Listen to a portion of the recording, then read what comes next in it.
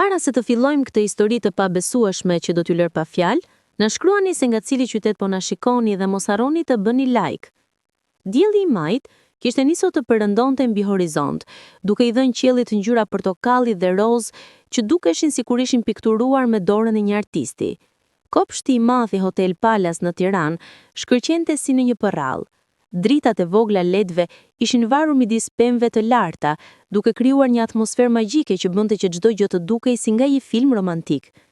Tryeza të veshura me pëlhura të bardha të mëndafshta, shtruar me përkujdesje të jashtëzakonshme, zbukuroheshin me lule të freskëta, trëndasila të kuq, zambak të bardh dhe orkide egzotike që emetonin një aromë delikate. Verona qëndronte në dhomën e saj të përgatitjes, duke parë veten në pasqyrë. Zemra i rahte me forcë, po jo nga emocioni dashurisë. Ishte një ndjenjë tjetër, më komplekse, e përzier me ankth dhe mungesë sigurie. Fustani i saj dasmës ishte një kryevepër, i dizenjuar nga një stilist i njohur italian, me tyll dhe dantel të punuar me dorë, me kristale Swarovski që shkëlqenin me çdo lëvizje. Flokët e saj të gjata, kafe të errët, ishin rregulluar në kaçurela elegante që binin në supe, dhe mbiemrin e saj mahnites e kompletonte një kurore holl prej diamantesh. Verona, more, je gati? E thiri njëra nga shoqet e saj duke përcjellur me syt plot admirim. Po duke si yll kinematografie. Aron do të mbetet pa fjalë. Verona buzëqeshi, por buzëqeshja nuk i arrinte syt. Ajo ishte 28 vjeçe, e bukur, e sigurt në pamjet e jashtme, por brenda ndjente një vakum të çuditshëm. Kishte takuar Aronin vetëm 8 muaj më parë në një event biznesi. Ai ishte një ndërtues i suksesshëm, një burr karizmatik me buzëqeshje që bënte që të gjitha gratë të ktheheshin pas tij. Por Verona nuk e kishte dashuruar Aronin për personalitetin e tij. Ajo ishte tërhequr nga stili i jetës së tij, nga makina e tij Mercedes SZ, nga banesat e tij luksoze, nga mënyra se si ai fliste për bizneset e tij. Familja e Veronës ishte e thjeshtë. Prindrit e saj ishin mësues, jetonin në një apartament modest në një lagje periferike të Tiranës.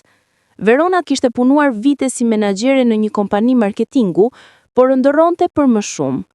Ajo donte të jetonte jetën që shihte në revista, në Instagram, në videot e influencerëve, donte të udhëtonte, të veshej më veshje të shtrenjta, të hante në restorantet më ekskluzive. Kur Aroni e kishte kërkuar në martesë, Verona nuk kishte hezituar as për një sekond. Ai përfaqësonte gjithçka që ajo kishte ndërruar. Siguri financiare, status shoqëror, një jetë luksoze që do ta bënte të ndjehej e plot. Por kishte një problem të vogël që Verona kishte vendosur ta injoronte. Nëna e Aronit, Valdrina. Vetëm kur mendonte për emrin e saj, Verona ndjente një ngërç në stomak. Valdrina ishte një grua në të 60-tat e hershme, me flokë gri të lidhur gjithmonë në një breshk të rregullt, me fytyrë që mbante shenjat e viteve të punës së rënd, me duar që dukeshin të thata dhe vjetra nga puna në fushat dhe në shtëpi.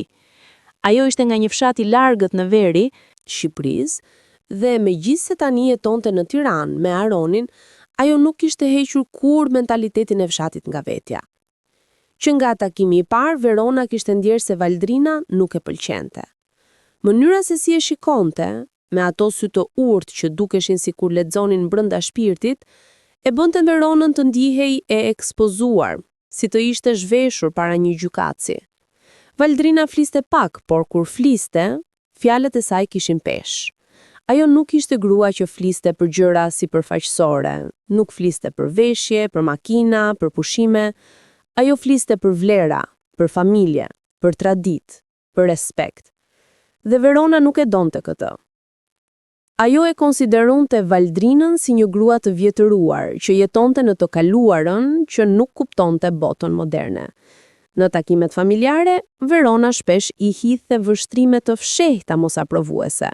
Kur Valdrina mbante një fustan të thjeshtë në vend të diçkaje më moderne, kur fliste me theksim të fortë dialekti, kur tregonte histori nga fshati që Veronës i dukeshin primitive dhe të panevojshme. Aroni kishte vënë re tensionin, por nuk kishte dashur të adresonte atë drejt për drejt. Ai donte që të dy gratë në jetën e tij ta donin njëra tjetrën. Por thellë brenda, ai e dinte se kjo ishte një luftë e heshtur që sapo kishte filluar. Dasma filloi në orën 6 pasdite, Mysafirët filluan të mbrinin, miq, koleg, familjar të largët. Muzika orkestrës klasike mbushte ajrin duke krijuar një atmosferë solemne dhe elegante. Verona dhe Aroni qëndronin në hyrje, duke përshëndetur mysafirët me buzëqeshje të shkëlqyera. Kur erdhi radha e Valdrinës, Verona ndoqi ritualin. E puthi në dy faqe, i tha faleminderit që erdhe, por zëri i saj ishte i ftohtë, mekanik, pa ngrohtësi të vërtet. Valdrina e shikoi me ato sy të thellë dhe për një moment Verona pa diçka në shikimin e saj, një trishtim të thellë, një zhgënjim të heshtur. Por ajo nuk tha asgjë. Vetëm buzëqeshi pak dhe kaloi tutje. Ceremonia e martesës ishte madhështore, prifti foli për dashurinë, për përkushtimin, për sakrificat që bëhen në martesë. Verona dhe Aroni shkëmbyen unazat, u puthën para të gjithëve dhe mysafirët shpërthyen në duar trokitje. Por në çdo moment, Verona ishte e vetëdijshme për praninë e Valdrinës në rreshtin e parë. Ajo që e shikonte me një shprehje që Verona nuk mund ta interpretonte plotësisht. Festa vazhdoi me darkë të bollshme, pjata të ndryshme nga kuzhina shqiptare dhe ndërkombëtare. Vera të zgjedhura, torta e dasmës me 7 kate, që dukej si një vepër arti. Mysafirët vallëzonin, qeshnin, bënin foto, dhe pastaj erdhi momenti i dhuratave. Njëra pas tjetrës, çiftet dhe familjarët afroheshin tek tavolina e dhuratave. Zarfe me para, sende luksoze, bizhuti të shtrenjta. Verona buzëqeshte me kënaqësi duke parë grumbullimin e zarfeshash dhe paketave të mbështjella bukur. Dhe pastaj, Valdrina u ngrit nga vendi i saj. Ajo mbante në duar një kuti të vogël, të vjetër, të mbështjellur me letër të thjesht kafe. Kutia duke e konsumuar, si të kishte kaluar vite në ndonjë çekmexhe të vjetër. Afrohej ngadalë tek tavolina e nuseve. Të gjithë ndaluan për një moment. Biseda u ulën pak dhe syt u kthyen nga Valdrina. Verona, bia ime, tha Valdrina me një zë të butë, por që mbante një peshë të veçantë. Kjo është për ty. Shpresoj ta vlerësosh atë ashtu siç e meriton. Verona mori kutin, duke u përpjekur të fshehte shqetësimin e saj. Ishte e lehtë, shumë e lehtë. Dhe kur e tundi pak nuk dëgjoi asgjë që të tërhiqte vëmendjen. Brenda saj, mendimi i parë ishte: çfarë mund të jetë këtu? Diçka e vjetër dhe e pavlerë, sigurisht. Në një impuls që më vonë do të pendoj për gjithmonë, Verona hapi kutin para të gjithëve. Brenda ishte një kolier i vjetër, një zinxhir i holl argjendi, i nxirr nga koha, me një varse të vogël në formë zemre që duke i gërvishur dhe e lyer nga vitet. Nuk kishte shkëlqim, nuk kishte elegancë, nuk kishte asgjë që të bënte të dukej si një dhuratë e përshtatshme për një dasmë moderne. Për një moment, një heshtje plot rambi sallonin. Dhe pastaj, Verona bëri atë që do të ndryshonte gjithçka. Ajo qeshi. Nuk ishte një qeshje e vogël e fshehur. Ishte një qeshje e lartë e hapur që thërriste vëmendjen e të gjithëve. Kjo është vërtet e veçantë, tha Verona me një ton sarkastik që nuk linte vend për keq interpretim. Çfarë është kjo, nën Valdrin? Diçka që e ke gjetur në ndonjë treg plehrash? Disa nga mysafirët e rinj qeshën nervozisht. Të tjerët ulën syt, të sikletosur nga mungesa e respektit. Aroni që ishte duke qëndruar pranë saj e kapi krahun e Veronës me një presion të lehtë. Verona mos, i shpëtoi ai me një zë të ulët, po ajo nuk e dëgjoi. Jo seriozisht, vazhdoi Verona duke mbajtur kolierin lart që të gjithë ta shihnin. Shiko sa i vjetër është, duket sikur ka qenë në një muze. Kjo është dhurata që më jep vjehra ime në ditën më të rëndësishme të jetës sime? Mysafirët tani heshnin plotësisht. Atmosfera në dhomë kishte ndryshuar nga festive në të pakëndshme. Disa njerëz shikonin nga Valdrina, të tjerët shikonin nga Verona me mosaprovim të dukshëm. Valdrina qëndronte ende pranë tavolinës. Fytyra e saj nuk tregonte zemërim, vetëm një trishtim të thellë, të heshtur, që e bënte të duke edhe më e vjetër në atë moment. Duart e saj dridheshin pak. Dhe për një moment, sytë e saj u lagshtuan, por ajo nuk la që lotët të rrithnin. Kuptoj, tha Valdrina me një zë që mezi dëgjohej. Kuptoj që nuk e kupton tani. Por një ditë, shpresoj, një ditë do ta kuptosh. Pa thënë asgjë tjetër, Valdrina u kthye dhe ul në vendin e saj, me kokë ulur. Verona holli kolierin përsëri në kuti dhe e vuri anësh, duke kthyer buzëqeshjen e saj të ndritshme dhe duke vazhduar të falenderonte mysafirët e tjerë për dhuratat e tyre. Por diçka kishte ndryshuar. Shumë prej mysafirëve e shikonin Veronën ndryshe tani. Disa flisnin mes vete në zë të ulët. Të tjerët e shmangnin kontaktin vizual me të.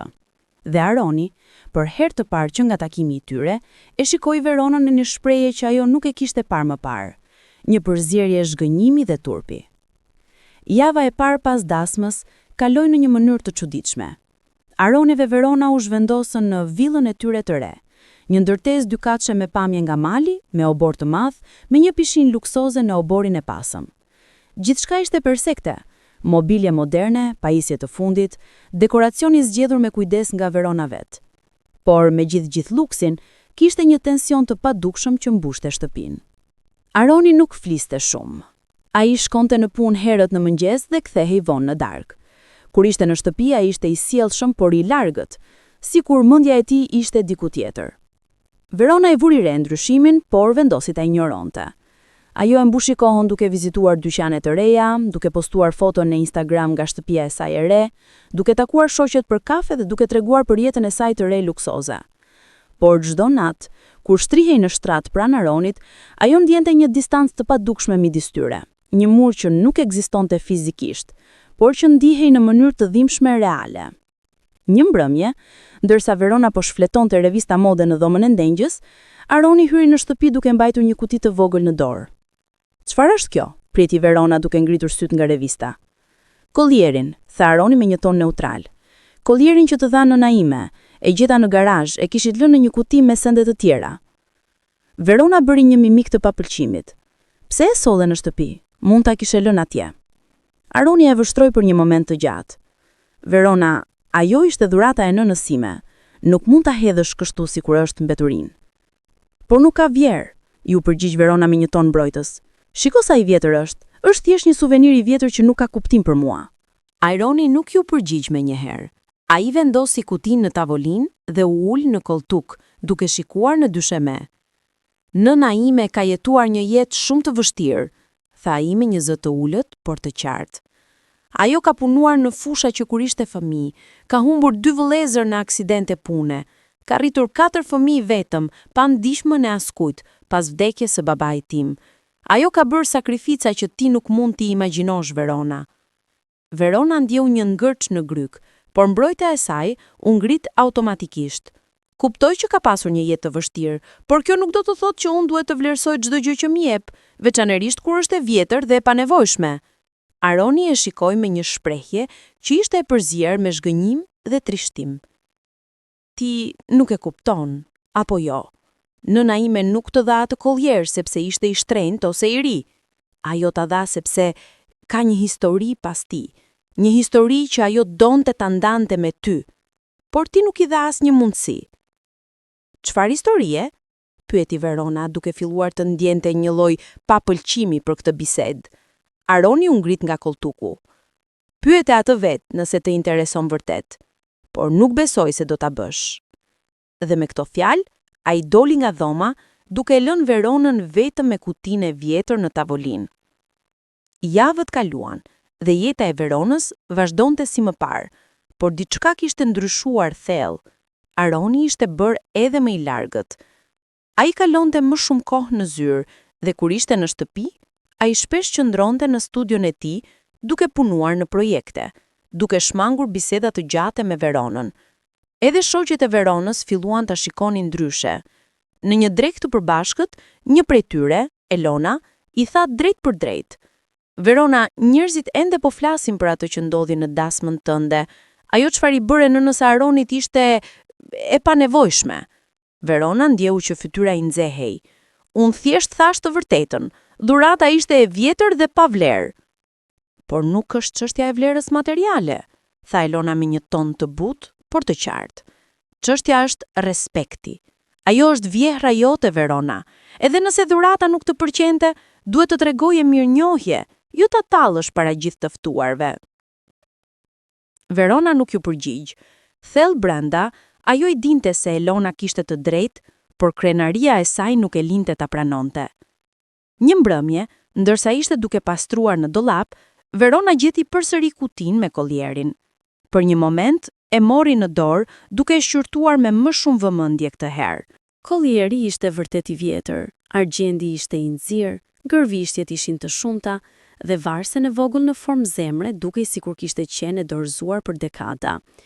Por ndërsa e mbante në duar, Verona vori re diçka të vogël të gëdhendur në pjesën e pasme të zemrës.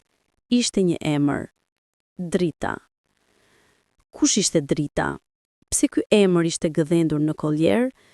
Për herë të parë Verona ndjeu një kuriozitet të vogël, por krenaritë e saj ende e pengonte ta pyeste Valdrinën drejt për drejt. Ishte një mbrëmje ftohtë nëntori, kur Aroni tha Veronës se nëna e tij ishte sëmurë dhe se duhej ta vizitonin. Verona nuk dëshironte të shkonte. Që nga dasma, ajo kishte shmangur çdo mundësi për t'u takuar me Valdrinën, por Aroni insistoi dhe në fund Verona pranoi, më shumë për të shmangur një konflikt tjetër me Aronin, se sa nga dëshira e vërtet. Shtëpia e Valdrinës ishte e vogël dhe modeste, një banesë dythëmshë në një lagje të vjetër të Tiranës. Kur hyn, Verona u befasua nga thjeshtësia e ambientit. Mobilje të vjetra por të pastra dhe të mirëmbajtura, mure të zbukuruara me fotografi familjare, një aromë butë e limonit dhe kanellës që vinte nga kuzhina. Valdrina ishte ulur në koltuk, e mbështjellër me një batanie. Fytyra e saj dukej më e hollë, më e lodhur dhe rreth syve kishte rrath të errët. "Nën," tha Aroni duke ulur pranë saj dhe duke e puthur në ball. "Si je?" "Ja mirë, bir," ju përgjigj Valdrina me një zë të dobët, por me një buzëqeshje të butë. "Zhvetëm një ftohje e thjesht, nuk ka nevojë të shqetësohesh." Aroni nuk duke i bindur, por nuk tha asgjë. Verona qëndronte në këmbë pranë derës, duke u ndjerë si kletësuar. Ajo nuk dinte se çfarë të thoshte ose si të sillej. "Verona, bia ime," tha Valdrina duke shikuar me ato sy të urtë, "eja, ulu." Me hezitim, Verona ul në skajin e koltukut tjetër, duke mbajtur çantën në preher, sikur ishte një mburoj. Për një moment asnjëra nuk foli. Heshtja ishte e rëndë e pakëndshme. "Verona," filloi Valdrina me një zë të butë, "e di që nuk të pëlqeu dhurata ime, dhe e kuptoj." Verona ngriti syt, e befasuar nga sinqeriteti në zërin e vjehrës. "Nën Valdrin, no, lër me të flas," e ndërpreu Valdrina me një buzëqeshje të trishtuar. "E di që ti mendon se ajo dhuratë ishte e vjetër dhe pa vlerë, dhe nga pamja ke të drejtë. Por, ajo ndali për një moment duke marrë frymthell, por ajo dhuratë ka një histori që unë doja ta ndaja me ty, por ti nuk më dhe mundësinë." Verona ndjeu një boshllëk në stomak. "Çfarë historie?" Valdrina shikoi nga dritarja, duke u zhytur në kujtime. Ai kollier i përkiste nënës sime. Emri i saj ishte Drita. Emri që Verona kishte parë të gdhendur në kollier. "Nëna ime jetoi në një kohë shumë të vështirë se jona," vazhdoi Valdrina. "Ajo u martua në moshën 15 vjeç, në një kohë kur gratë nuk kishin të drejtë të zgjidhnin për veten e tyre. Burri im, baba im, ishte një burr i ashpër, i formuar nga një kohë e egër, por nëna ime, Drita, ishte një grua me një zemër të madhe. Ajo punonte në fusha, kujdesej për 7 fëmijë, dhe megjithatë gjente kohë të buzëqeshte, të këndonte, të na tregonte për ralla në darkë." Valdrina zuri kollierin nga xhepi i rrobat të shambrit të saj dhe e shqyrtoi me dashuri. "Këtë kollier ja dhuroi babai im kur u martuan. Ishte e vetmja gjë e çmuar që ai ia dha ndonjëherë, dhe ajo e mbajti çdo ditë, deri në ditën e vdekjes." Verona ndjeu një ny në gryk. "Kur nëna ime vdiq," vazhdoi Valdrina me një zë që dridhej pak, "unë isha vetëm 12 vjeç. Ajo më thirri pranë, në shtratin e saj të fundit, dhe ma dha këtë kollier. 'Valdrin,' më tha, 'kur të martohesh, dhuroja këtë nusës të birit tënd dhe thuaj se kjo përfaqëson dashurinë që nuk shihet, por që ndjehet, dashurinë që bëhet me sakrificë, me përkushtim, me heshtje.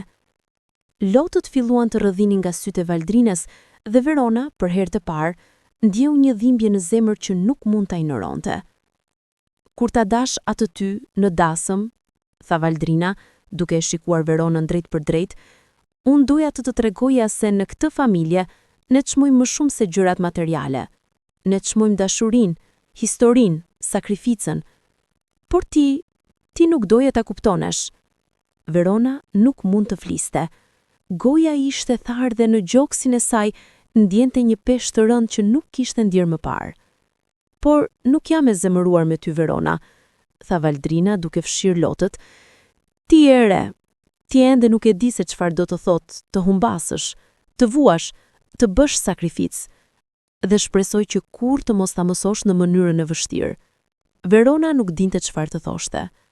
Ajo ndjente turp, pëndim dhe një ndjenje të çuditshme të humbjeje, sikur kishte humbur diçka që nuk mund ta rikthente më. Javët që pasuan ishin të vështira për Veronën. Fjalët e Valdrinës i jehonin vazhdimisht në mendjen e saj. Çdo herë që shikonte në pasqyrë, ajo nuk shihte më gratë e sigurta dhe lumtura që mendonte se ishte. Ajo shihte dikë që kishte lënë që krenariti dhe mendjemadhësia e saj ta verbonin ndaj gjërave që vërtet kishin rëndësi. Marrëdhënia me Aronin vazhdonte të përkeqësohej. Ai ishte bërë i ftohtë, i largët.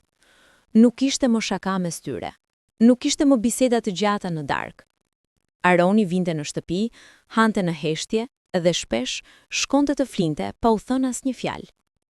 Një natë, ndërsa Verona nuk mund të flinte, ajo zbriti në sallonin e ndenjës dhe hapi kutinë e vjetër me kollierin. E mori në duar, duke e shqyrtuar me një vëmendje që nuk e kishte treguar më parë. Kollierin ishte vërtet i vjetër, por tani, kur e shikonte me sy të ndryshëm, ajo mund të shihte bukurinë në thjeshtësinë e tij. Argjendi, megjithse i nxirr, kishte një elegancë të çuditshme. Zemra e vogël, megjithse e gërvishur, kishte një ngrohtësi që Verona nuk e kishte vënë re më parë. Dhe emri, Drita, i gdhëntur me dorë, me shkronja të vogla, dëlir. Për herë të parë, Verona e vuri kollierin në qafë. Ai ndjehej i lehtë, por në një mënyrë të çuditshme, edhe i rënd. Sikur po mbante peshën e një historie që nuk e dinte plotësisht. Ajo u shikua në pasqyrë. Kollieri nuk shkëlqente, nuk tërhiqte vëmendjen, por kishte diçka në të që bënte që Verona të ndjehej ndryshe, më e lidhur me diçka më të madhe se vetja. Në atë moment, Aroni zbriti shkallët. Kur e pa Veronën me kollierin në qafë, ai ndaloi. E vure, tha ai me një zë që ishte një përzierje befasie dhe diçka e tjetër që Verona nuk mund ta identifikonte menjëherë. Po, ju përgjigj Verona me një zë të ulët. Doja ta shikoja sërish. Aroni u afrua ngadalë. Nëna ime më tregoi historinë e plot, tha ai me një zë që ishte një përzierje befasie dhe diçka e tjetër që Verona nuk mund ta identifikonte menjëherë. Për gjyshen tënde Dritën, por ka më shumë në atë histori se ajo që ti e di plotësisht. Verona e shikoi me kuriozitet. Çfarë do të thuash? Aroni mori një frymë të thellë. Ai kollier nuk është thjesht një kujtim familjar. Ai ka edhe një vlerë materiale të madhe që askush nuk e dinte, derisa nëna ime nuk vendosi ta kontrollonte vjet. Verona ndjeu zemrën duke i rrahur më shpejt. Çfarë? Argjendi është i vërtet, dhe zemra e vogël nuk është thjesht argjend, është platinë e vjetër, shumë rrallë, por më e rëndësishmja, brenda zemrës ka një diamant të vogël të fshehur, një gur të rrallë që vjen nga një minier që nuk ekziston më. Një arkitekt që punon për një muze historik e vlerësoi atë në rreth 20.000 eura. Verona mbeti pa fjalë. Këmbët i lëkunden dhe ajo ul në koltuk duke mbajtur kollierin me duar që dridheshin. Por, vazhdoi Aroni me një ton serioz, nëna ime nuk më tregoi kur këtë. Unë e zbulova rastësisht kur e mora për ta pastruar në një argjendari. Argjendari ishte një specialist për antiguaria të historiave dhe kur e pa se sa e vjetër ishte zemra e platinës dhe se çfarë diamanti kishte brenda, kushtonte shumë, unë u afrova nënës ime dhe thash se për të bërë një fondacion të rëndësishëm me këtë emër të tërë, ne duhet të shesim kollierin. Nëna ime mori një frym të thellë dhe më tha se kollieri kishte shumë vlerë, por që ajo nuk donte ta shiste, sepse të gjithmonë mendoi se atë përvadzën e kishte dashur gjyshja e saj, e cila me gjithë ata që do mendojnë ndërkombëtarët, ishte një person të nxjerr apo një banë matike. Antikash, dhe ai menjëherë e identifikoi si një copë shumë të rrallë. Por kur ja tregova nënës, ajo më tha diçka që nuk do ta harroj kurrë. Çfarë të tha? Pyeti Verona me një zë që mezi dëgjohej. Ajo më tha: vlera e vërtetë e këtij kolieri nuk është në argjend ose diamant, është në dashurinë që përfaqëson. Është në faktin se gjyshja jote drita e mbajti këtë çdo ditë, duke menduar për fëmijët e saj. Është në faktin se unë e mbajta çdo ditë kur ti ishe fëmijë dhe unë punoja larg nga shtëpia, duke më kujtuar pse po luftoja. Dhe tani, doja që nusja ime ta mbante, duke ditur se ajo nuk është vetëm një pjesë e kësaj familje. Ajo është vazhdimi i një historie dashurie që ka kaluar breza. Lotët filluan të rdhinin nga sytë e Veronës. Ajo mbajti kolierin me duar që dridheshin, duke ndjer peshën e gabimit të saj për herë të parë plotësisht. Unë nuk e dija, tha ajo me një zë të thyer. Unë e tallëm para gjithë të ftuarve, e trajtova sikur ishte mbeturinë. O Zot, çfarë kam bërë? Aroni ul pranë saj. Unë jam i zemëruar me ty, Verona, tha ai me një sinqeritet të dhimbshëm. Jo për shkak se nuk e dije vlerën materiale, por për shkak se nuk tregove respekt. Për shkak se nuk i dhe nënës sime, një gruaje që ka vuajtur më shumë se sa ti mund të imagjinosh, as edhe një mundësi për të shpjeguar. Verona mbuloi fytyrën me duar, duke qarë hapur. Unë jam kaq e turpëruar, tha ajo me slotësh. Si mund ta shikoj nënën tënde në fytyrë përsëri? Si mund ta shpjegoj se sa shumë keq kam bërë? Aroni e zuli dorën. Nëna ime është një grua fjalë pak, por është edhe një grua që fal. Nëse ti shkon tek ajo me një zemër të sinqertë dhe i kërkon falje, ajo do të fal, por duhet ta bësh shpejt, Verona. Ajo nuk është mirë. Mjekët thanë se ka probleme me zemrën. Nuk e di sa kohë ka mbetur. Fjalët e Aronit ranë si bomba në zemrën e Veronës. Ajo ndjeu një panik të papritur. Ideja se Valdrina mund të vdiste pa që ajo të kishte mundur të kërkonte falje ishte e padurueshme. Duhet të shkoj tek ajo, tha Verona duke u ngritur papritur. Tani, duhet të shkoj tani. Ishte mesnata kur Verona arriti në shtëpinë e Valdrinës. Drita në domën e ndenjës ishte ende ndezur. Ajo trokiti në derë me duar që dridheshin dhe pas disa momentesh, Valdrina hapi derën. Fytyra e saj tregonte befasi. Verona, çfarë bën këtu kaq vonë? Verona nuk mund të fliste menjëherë. Ajo thjesht qëndroi në prag, me kolier në qafë, me fytyrë të mbuluar me gjurmë lotësh. Nën Valdrin, ju lutem, më falni. Valdrina e shikoi për një moment të gjatë, pastaj hapi derën më gjerë. Eja brenda, bija ime. Ato ulën në dhomën e ndenjës. Verona nuk dinte nga të fillonte. Unë kam qenë kaq egoiste, filloi ajo duke qarë hapur. Kaq e verbër, kaq e mendje madhe.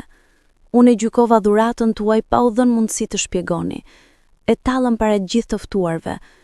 Dhe tani, kur e di historinë e vërtet, nuk mund të besoj se sa keq kam vepruar. Valdrina nuk foli menjëherë.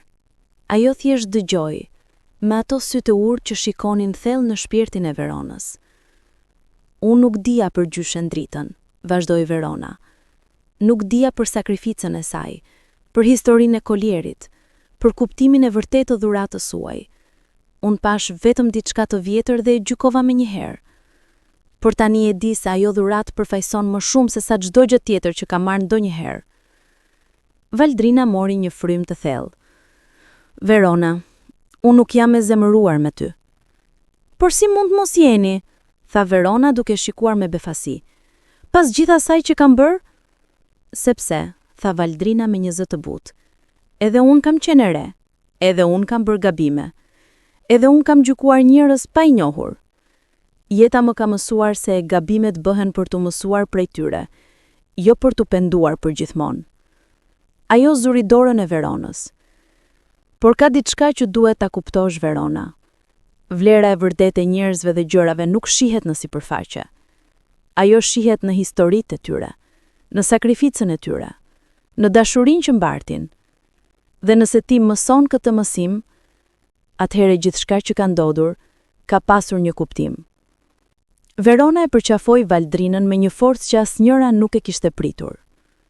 Ato qëndruan kështu për një kohë të gjatë, duke qarë së bashku, jo nga trishtimi, por nga një lloj shërimi që vinte nga zemra.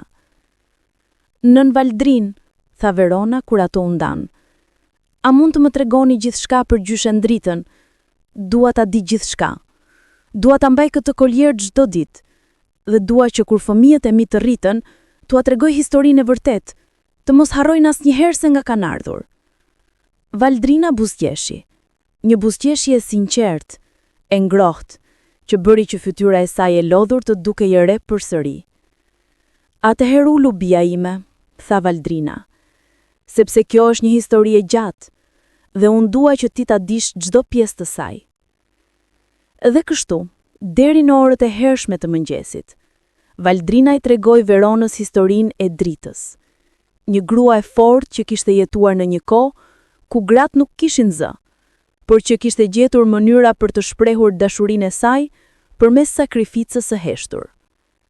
Ajo i tregoi për vitet e urisë, për luftrat që kishin marrë burrat e familjes, për natët kur drita kishte qëndruar zgjuar duke u lutur që fëmijët e saj të mbijetonin. Dhe me çdo fjalë, Verona ndjeu se diçka brenda saj po ndryshonte. Sipërfaqja e jetës së saj luksoze filloi të dukej e vogël, e pakuptimt, në krahasim me historinë e thellë të sakrificës dhe dashurisë që Valdrina po i tregonte. Muajt që pasuan ishin të ndryshëm për Veronën. Ajo nuk ishte më grua e njëjtë që kishte qenë në ditën e dasmës. Koljeri i dritës u bë një pjesë e saj. Ajo e mbante çdo ditë, dhe çdo herë që e prekte, ajo kujtonte historinë që Valdrina i kishte treguar. Marrëdhënia mes Veronës dhe Valdrinës ndryshoi plotësisht. Ato filluan të takohen çdo javë për kafe. Valdrina i mësonte Veronës recetat e vjetra familjare, i tregonte histori nga fshati, i mësonte vlerat që kishin bërë që familja e saj të mbijetonte gjatë kohëve të vështira. Dhe Verona dëgjonte, me një vëmendje dhe një respekt që ajo nuk e kishte treguar kur më parë. Marrëdhënia me Aronin gjithashtu u përmirësua. Ai filloi t'i besonte Veronës përsëri. Ta shihte jo si një grua sipërfaqësore që donte vetëm luksoz, por si një grua që po përpiqej të ndryshonte, të rritet, të bëhej një person më i mirë. Një ditë, ndërsa po ecnin së bashku në park, Aroni i tha: "E di që nuk ka qenë lehtë për ty, Verona. E di që duhet shumë guxim për të pranuar gabimet dhe për të ndryshuar. Dhe jam krenar për ty." Verona e shikoi me sy që shkëlqenin nga lotët. Gjithçka që ka mësuar, e ka mësuar nga nëna jote. Ajo më ka dhënë më shumë se çdo dhuratë materiale. Ajo më ka dhënë një mësim jetësor. Një vit pas dasmës, Verona dhe Aroni organizuan një darkë të madhe për familjen dhe miqt.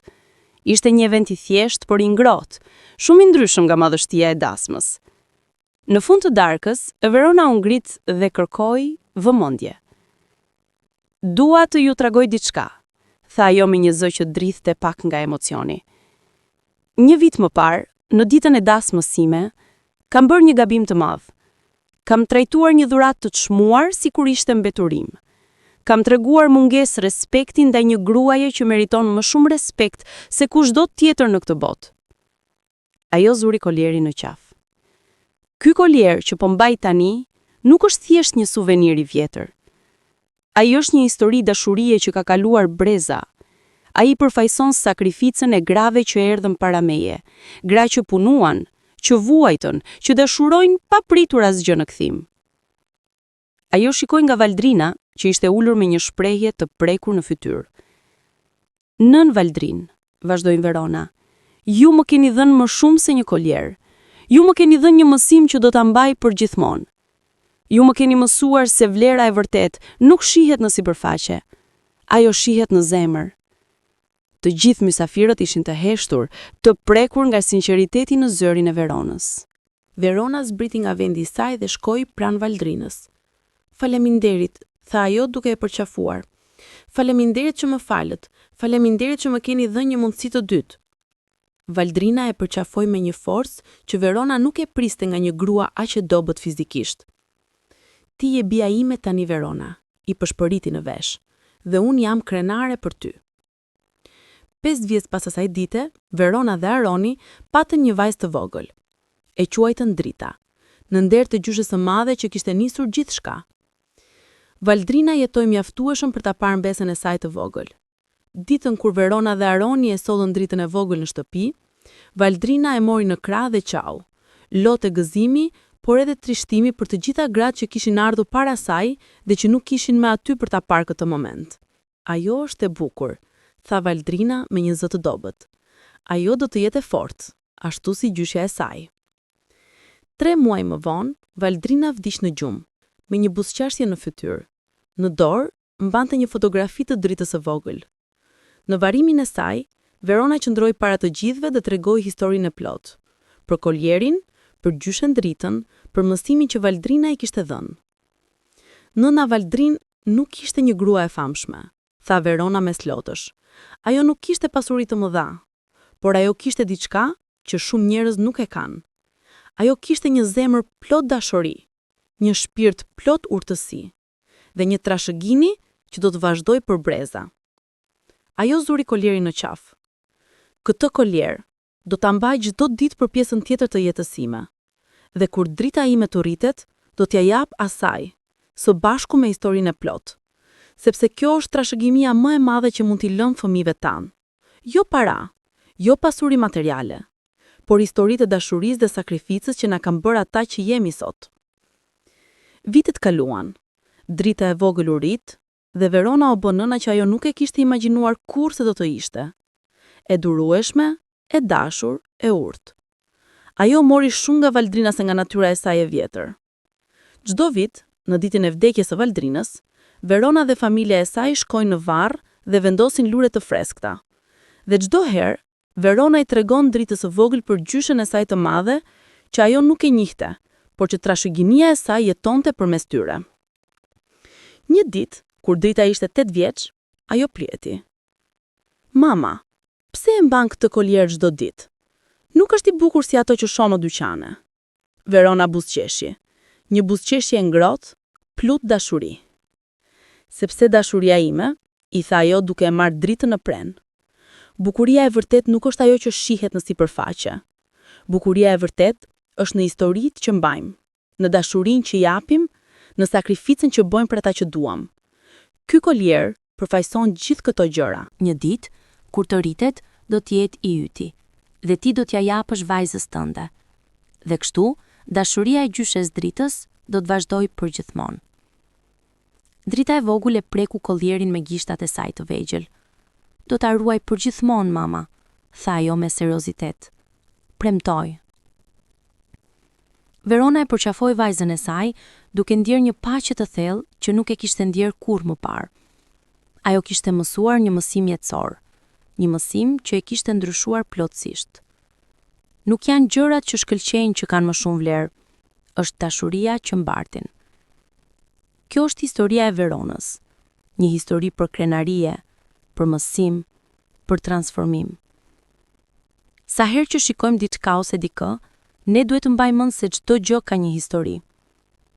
Çdo njeri që takojmë, çdo dhuratë që marrim, çdo moment që përjetojmë, të gjitha mbajnë diçka më të thellë se ajo që shihet në sipërfaqe. Mos gjykoni kurrë shpejt. Mos talleni kurrë me dashurinë e dikujt, sepse dhurata më e madhe që mund të marrim nuk është ajo që ka vlerë materiale. Është ajo që ka vlerë emocionale, historike, shpirtërore. Respektoni ata që ju duan. Vlerësoni sakrificën e tyre. Dhe mos harroni kurrë se jeta nuk matet me ato që zotroni, por me ato që jepni. Nëse kjo histori ju ka prekur zemrën, ju lutem. Lini një like, shkruani në komente. Cila është dhurata më e çmuar që keni marrë ndonjëherë dhe pse? Abonohu për më shumë histori që do t'ju lënë pa fjalë. Faleminderit që ishit këtu. Shihemi në videon tjetër.